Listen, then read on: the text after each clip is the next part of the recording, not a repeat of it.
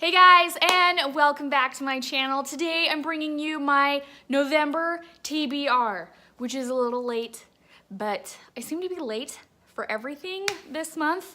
You know what? It is what it is, people. Just go with it. All right, today I'm coming at you with no makeup on. I didn't even do my hair. This is seriously like bedhead. It's so flat, but that's okay.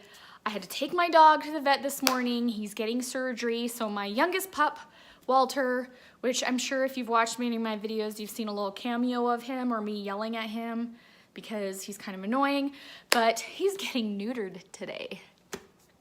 Poor dude. Anyways, he's also getting like eye surgery because he's so wrinkly that like his lower lid is like turning inward, so his eyelashes are rubbing on his eyeball. So we're taking care of that today too. You know what? I don't even know where I'm going with this. Let's just get to the books, people. The first book that I want to get to in the month of November is, of course, Lethal White by Robert Galbraith, aka J.K. Rowling. I think it's weird that she has a pen name and it's a man's name, but it works. I don't know, maybe people will take her more serious if she's writing under a man's name. I don't know. But anyways, I have been following Cormoran Strike series since, I don't know, like 2 or 3 years now. First one is called The Cuckoo's Song, or no, The Cuckoo's Calling, and then there's a couple others. So this is book number 4 in the Cormoran Strike series. I even think they're starting a TV series on this. Don't quote me on it though. I can't remember. But anyways, this book is huge. But I've been listening to the Cormoran Strike series on Audible since day one. And I love that they have kept the same narrator through each and every book. Robert Glenister, you're amazing as a narrator. I eat your words up and you're great at what you do, and such a good series. So if you're unaware of the Cormoran Strike series, it starts off with him being a down and out kind of private eye detective guy. He's just back from Afghanistan and he's lost his leg, and his private eye detective business isn't doing so hot.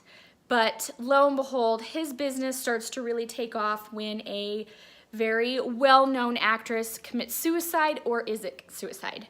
That's where The Cuckoo's Calling starts. So each book is a different like murder, crime, mystery that he is trying to solve, but there's also like other crime solving stuff that he's doing within his business. And so it's great.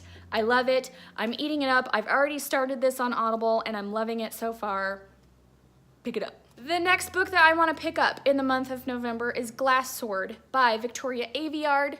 Aveyard or Aveyard? Aveyard. Anyways, let's just go with it. This is the second book in the Red Queen series. I've already read book 1. About 2 months ago. I wanted to get right back into it, but of course other books became a little bit more important. But I want to get into this for the month of November. I really do. So this is about a society that is completely separated by blood. There are red bloods and there are silver bloods. They actually bleed silver. Red bloods bleed red. And your red bloods are kind of like your commoners. Your lower society kind of people.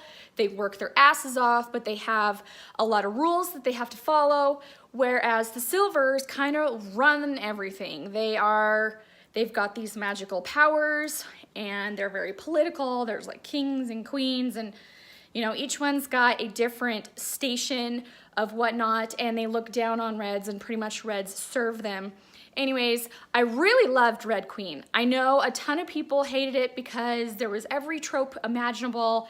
It's like another book series that has already been done, but I loved it. Like, maybe it's because I went into it with not high expectations because of all the negative reviews, and then I freaking loved it. So I'm excited to get into Glass Sword and see if I like it just as much. The next book that I want to try getting into, or finishing pretty much in the month of November, is the small short stories collection of Robert Louis Stevenson.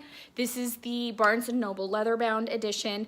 If you watched my October wrap-up, you will know that I've already read 3 or 4 of the first 4 3 or 4 short stories. I'm like rambling on, I'm sorry.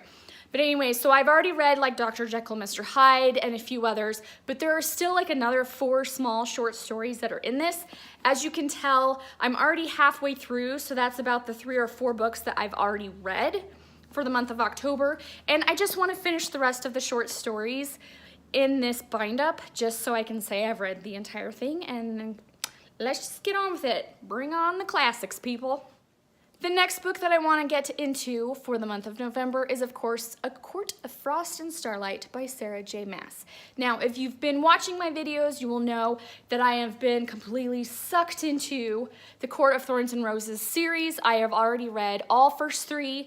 This is just a novella, so it's very short. I should be able to fly through it like nobody's business. I'm a little hesitant to get into this one just because a lot of people that have read this or reviewed it said it was more of like a money grabber. It really didn't need to be, you know, written. It's like a filler, but it's one that doesn't need to be followed. So I'm kind of hoping. I have this way of like, when people give a book negative reviews or not that big into it, I find myself like having low expectations, and then when I have such low expectations going into a book, I always seem to love it. So I'm going into this with low expectations, hoping that I will love it. Yeah. The next book in November that I want to get to is another Flavia de Luce series from Alan Bradley. This is Speaking from Among the Bones. This is book number 5, I believe. I've already read the first 4. I'm loving the series so far. I was kind of hoping to get through each book every month and have it finished by the end of this year, but that's just not gonna happen. And he keeps pumping out new books. I think there's like 9 now. So I'm really behind. But anyways, if you've watched my other previous videos and wrap-ups, you'll know that Flavia de Luce is a 11-year-old, kind of your own little Sherlock Holmes in kind of a British town setting. Lives with her father and her 2 older sisters. For some reason, death and murder just seems to follow this girl, but not literally. It just seems to happen around her. And then, of course, Flavia, being the little private eye detective that she is, she just gets sucked into it. She loves death. She loves murder. She loves, you know, doing detective kind of work. I love her attitude. I don't know. I'm just excited to get back into this series. I don't know how to explain it other than it's like, what's crazy is this technically should be a middle grade or YA book series, but it's actually under adults. But anyways, I love Flavia. She's sarcastic, she's witty, she's funny, she's sassy, and she loves all things death. What more do you want? The last book that I want to get into for the month of November is Left Out by Tim Green. Now, I'm reading this because my 13-year-old has read it for part of his school. He's now in middle school. He's a 7th grader. So every like 3 weeks they have to read and finish a book and then take a test on it, an AR test. He picked up a few weeks ago Left Out and he loved it. Now, if you don't know, Tim Green is a ex-NFL player. I don't know what team he played on, but anyways, he's got a ton of books out that are on like basketball and football. And anyways, he takes these kind of like these tropes of like children that may have some sort of disability or hardship, how they kind of fall in love with the sport that they kind of fall into or take charge of, and it's kind of a coming of age story. This one is about a young boy who I believe is going to a new school and he is deaf. He decides because he's kind of a big kid, he's gonna try out for football. And things don't work out as well just because he has a hard time hearing and other people can't understand him. So it comes with a lot of challenges and struggles. I can't wait to get into this because my 13-year-old, he loved it. If he loved it, then I'm gonna read it because I'm one of those moms that likes to read what my kids are reading. So hopefully I can get to this in the month of November. All right, guys, that is it for my November TBR. I have quite a few books, actually. What was there, like 5 or 6? Looks like there's 5, right? 1, 2, 3, 4, No, there's actually 6 books, but of course one of them has like 3 or 4 short stories, but I'm just gonna count that as like one big book. But anyways, thank you so much for joining me, and I cannot wait to hear in the comments what you guys think of my books, or what are you guys reading in the month of November. Thank you so much for joining me, and I will see you guys in my next video.